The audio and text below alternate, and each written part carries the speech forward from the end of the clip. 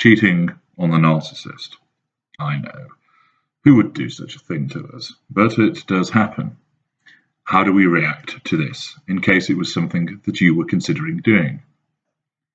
To begin with, it is worthwhile explaining, however, just rare it is to find that our victims are willing to cheat on us. There are several reasons for this.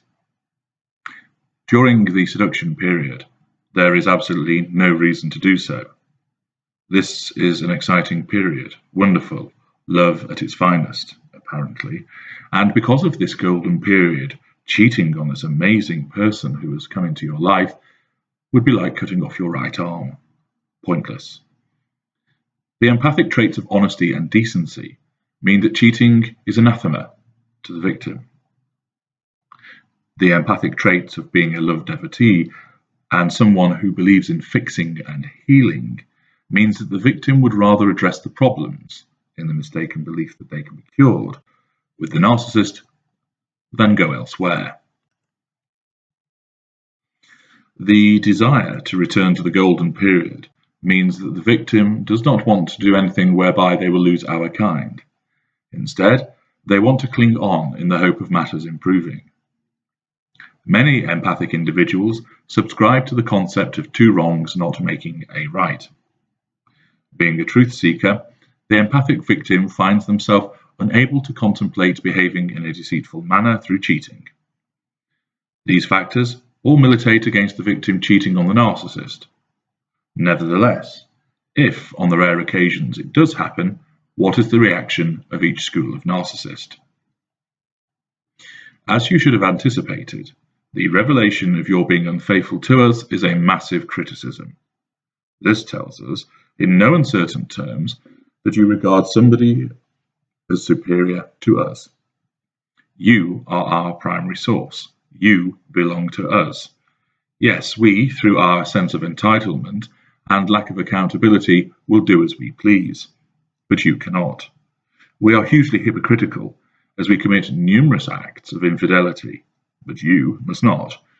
Any external observer, though reluctant to sanction such transgression, would undoubtedly understand why the victim has done so, given the onslaught of abuse perpetrated by our kind.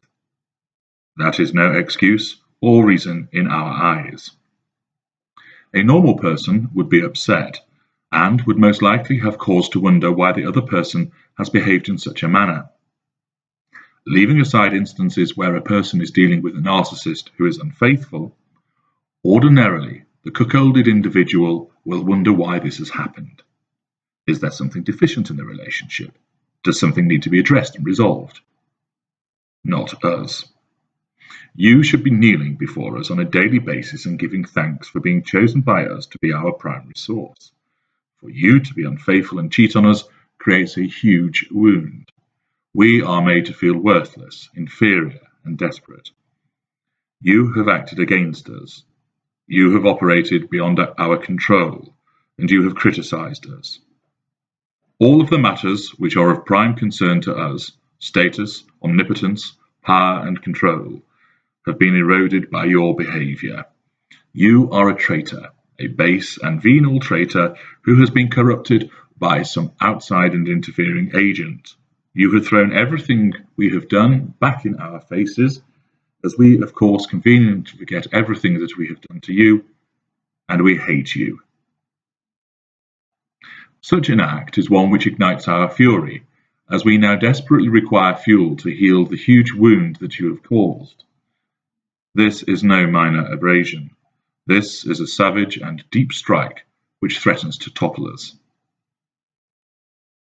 The lesser narcissist will respond in a furious display of his ignited fury.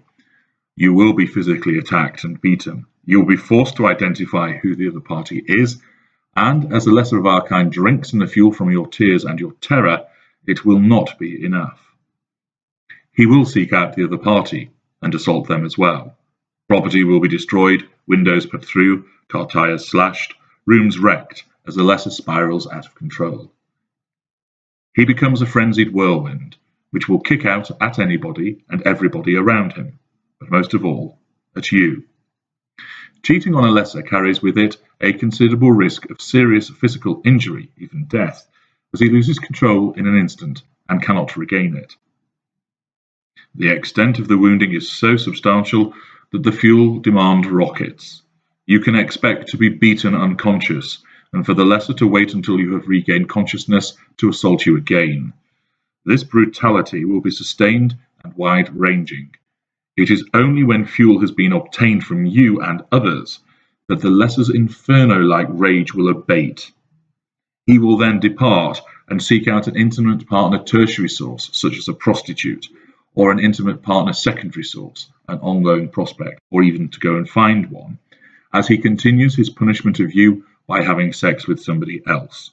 He will return, and if you have not made good your escape by this point, he will use your infidelity as a repeated stick, both figuratively and literally, to beat you with on a repeated base thereafter. Since each time he looks on you, he will be reminded of your infidelity. The Midranger will also lose control on learning of your infidelity. Whereas the Lesser will adopt an all-out assault, the mid-range will alternate between attacking you and wanting you to feel guilty. He will want to talk the matter through, as he struggles to comprehend how someone could do this to him, after everything that he has done. He will keep you up all night, as he takes an almost masochistic delight in cross-examining you about every detail of what has happened. He will want to know who, what he did, where you met, how many times, whether the sex was good or not, did you use protection, why did you do it, why is he not good enough? The questions will be like machine gun fire, spat at you as he forces you to explain yourself. He will weep and then slap you. He will provide you with a litany of his good points, rejecting any suggestion of his failings being a catalyst for what you have done, and then spit at you. He will tell you that you should leave, but he will not do it because he wants you to suffer. He wants you to look on his apparently heartbroken face and feel guilt. And boy, does he know that you do guilt. He wants to relish your discomfort. He wants to relish your heartfelt remorse as he gains fuel from your upset, your sympathy, and your apologies. Ever the attention seeker from the crowd, you can expect the Midranger to call your parents, your friends, your colleagues, and anybody else he can think of to tell them about what you have done. He will stand on the telephone as he declares how hard hit he is by your awful behaviour, and you will listen. He will organise a crisis committee and ensure several people immediately come to the house as you are put on trial again. He will relish in receiving the sympathy of others. The downcast looks at shame washes over you. No matter how justified you might have felt at seeking the attentions of another, Midranger will keep at you until you break and sobbing wail your sorrow. The Midranger will use this as evidence of you being a sex addict, that there is something wrong with you, and insist that you attend a doctor or go to therapy and address this. He will not cast you aside, as he wants you to do penance for your crime. He won't confront the person you were unfaithful with, he is too much of a coward to do so, but will rather ensure that your infidelity is used as a method of control. Thus, if you slept with a neighbour, you have to move house. If it is a friend, you see him no more, and none of the associated social circle. You are placed on a curfew, not being allowed to go out for months on end in a social sense. If a colleague, you must move jobs. The Midranger will want you to work at repairing the marriage or relationship, but he will not address his faults. Not at all. It will all be about making you improve. The Greater is likely to know about your infidelity before you admit it. His extensive desire to control and his reliance on monitoring your movements through technology and his network of spying lieutenants means he will compile a dossier of information. In such an instance, where the Greater, aided by his own sense of paranoia, has suspicions, he will be able to keep his control in check, and we shall see in a moment how he responds when he has gotten wind of your cheating. If he has not realized and you confess, then the greater will not be able to control his ignited fury either. He will erupt, and it is in this instance that the greater is likely to use physical or sexual violence against his primary source. His pain from the criticism is substantial, but what actually tips him over the edge is the fact that he has not realized, and he ought to have done so. His sense of being all-knowing and all-powerful is mortally wounded by your behavior, and this is just as bad as the fact that you have sought solace in the arms of another. His usual substantial control will be lost, and his malicious fury will be vented against you. You are likely to be attacked and then ejected from the property. All attempts to mollify him, to apologize, to try and make things right will be rejected.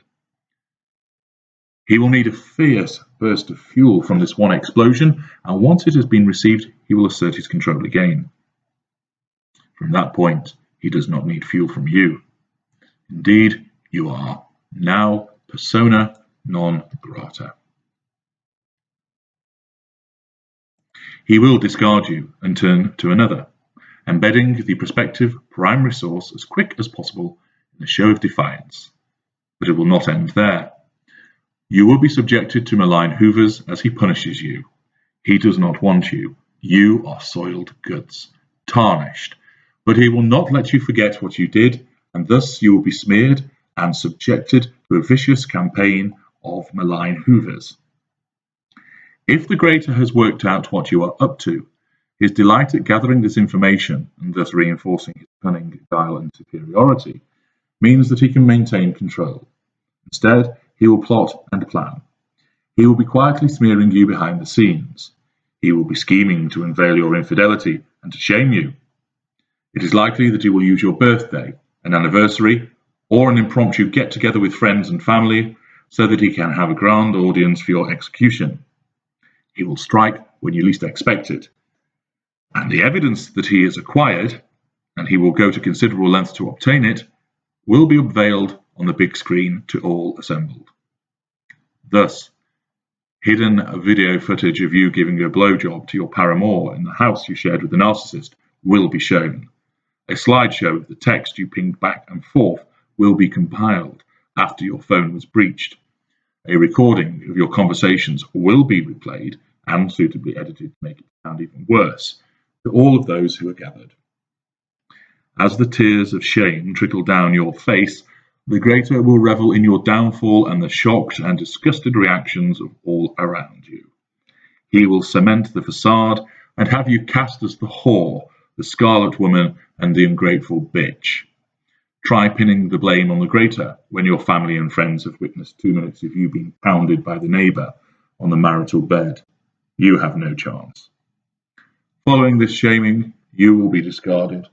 A new primary source already primed and waiting in the wings, and then the Malign Hoover campaign will begin, aided and abetted by our coterie, our lieutenants, and the now converted and disgusted third parties. You receive the equivalent of being tarred and feathered.